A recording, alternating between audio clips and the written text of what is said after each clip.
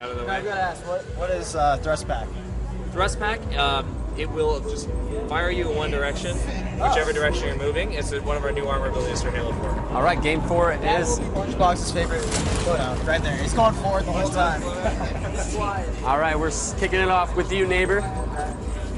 Infinity Slayer drift. Off the bat, and the scatter shots on the far side. On that platform. Let's see what they go for. That didn't change it. Personally, I think it's best. First time even seeing this, but I would go over for the top. I mean, anytime you control the top in the game, like for example, Energy Sword, you can drop down, sword someone coming up the stairs. Height advantage is always so important in any FPS, especially Halo. You just need to have that height advantage, and if Neighbor didn't choke horribly right there, he would have gotten that huge sword Would you kill. recommend the B slash or the R slash? What slash do you recommend? It all depends on the range. Short range, close the right button slash, and long range, the lunge. Okay. I also noticed your hologram beat you to your sword there. Is that what it was a little bit of a detour. Now, how's the sword lunge compared to the Halo 2 sword lunge? Is it more similar to the Halo 2 or Halo 3? It's been slightly retuned to work with our team put together the new sandbox, but it's pretty cool. Perfect.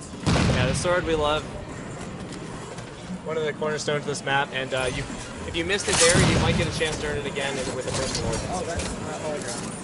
So, that's always got to be a difficult question to answer. Anytime you're getting compared to, like, all right, is the battle rifle similar to like Halo 2 or Halo 3 style, or is sword similar to like Halo 2 or Halo 3 sword? Each game has its own flavor and its own style, and it's like you obviously can't really compare it a lot Right, I think because it's a whole new engine. earlier today when I was playing, bottom line, Halo 4 feels good. Yes. The shots felt good. There wasn't anything that I didn't like or felt weird. So that's good. Yeah, well, then we're doing well. Yeah. Yeah, the thing there is you can't really compare weapons to weapons in a bubble. You kind of have to compare it as part of the whole experience.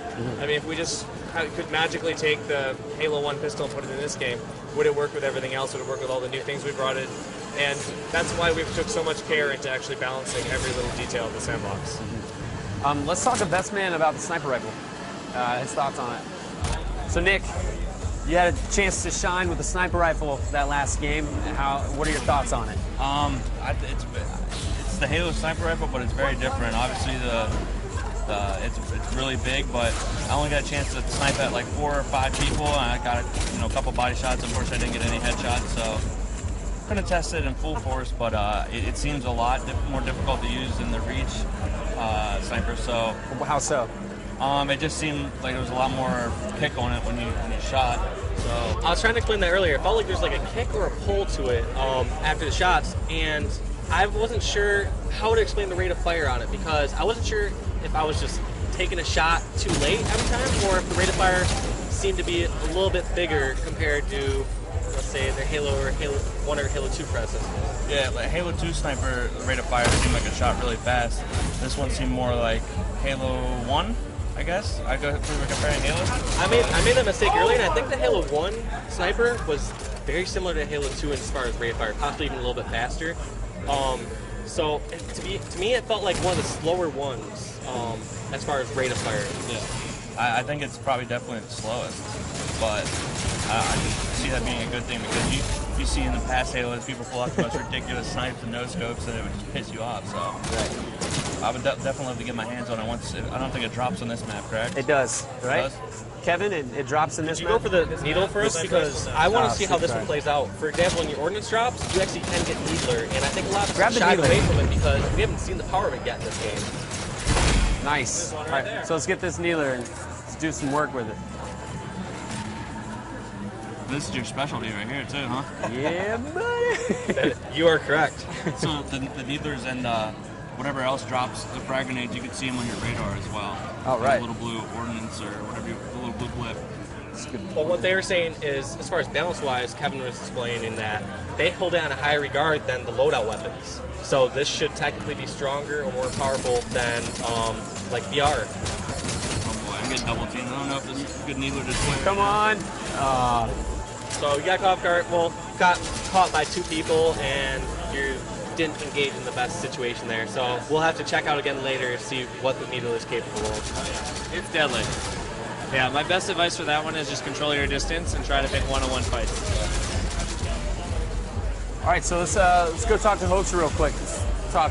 See what he thinks about the grenades. Let's get some pro player perspectives on the grenades.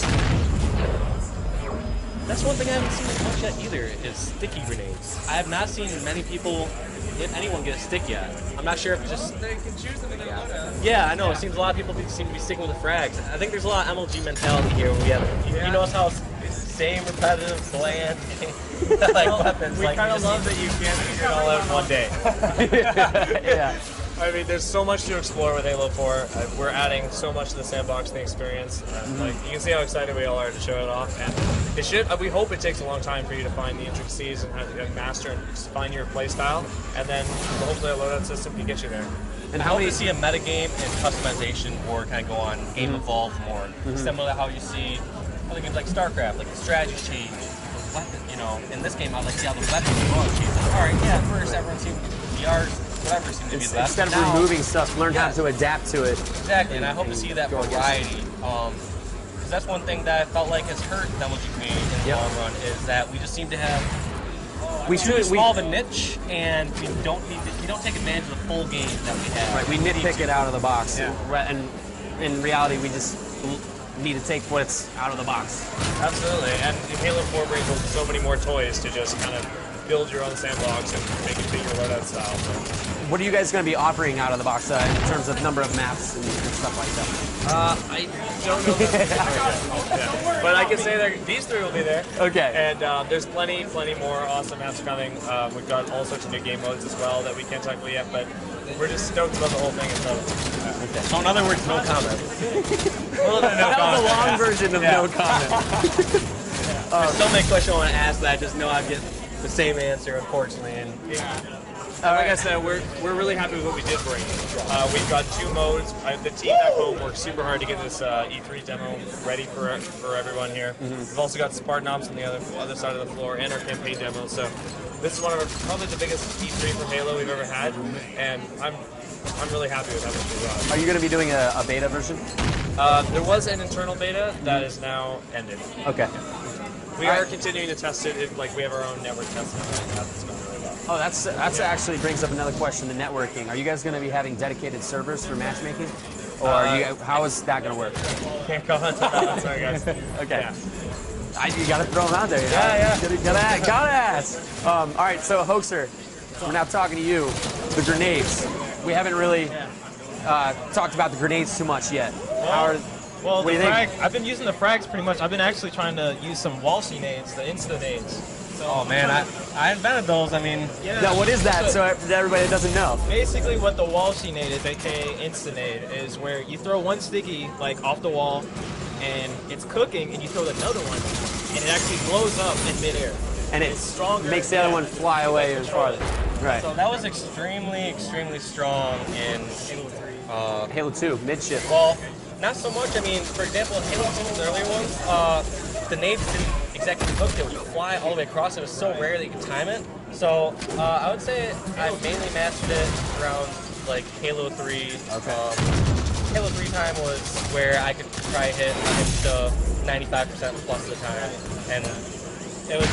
You probably have never seen this, Kevin, but it's like throw a sticky nade, like as long as you either keep your momentum going forward or you know how to time around the wall, use the second one and explode off the first one and explode mid-air and kill a person. And I could try to kill someone, I would say 90% of the time, just no matter which way they're running or anything. So you're the best in the world?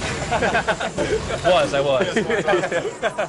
So, Hoaxer, what else about the frag grenades or plasma grenades? Well, I noticed with the frag grenades, you kind of have to look a little bit farther up or higher up in order to throw frags a lot farther. Whereas in Halo 3, you could throw them a little bit farther, reach. About the same grenade strength as far as throwing it. That brings me a question for you, Kevin. Could you explain, or do you know how the physics would work with that? So if I'm running forward and throwing a grenade, does that play an effect compared to if I was standing still and throwing a grenade? Wait, what did you say?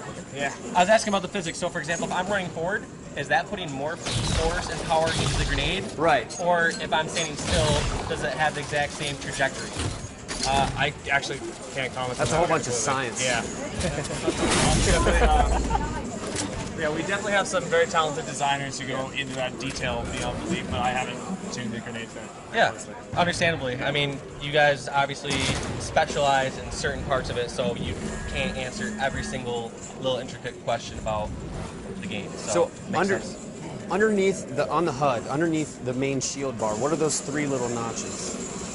Oh, you notice those? Those 3 little notches are no longer used portion of our shield HUD. Yeah, but they're still there for effect. Teammates health bars? No, that's not there. They're just there for design. Gotcha. Yeah.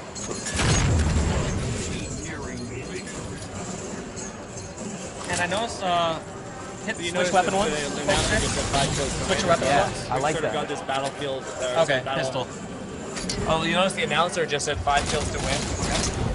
And there was also the combat log message that sort of notified that. So we're really working with dynamic music and more cues to give the players like a better idea of what's going on without staring at that bottom right.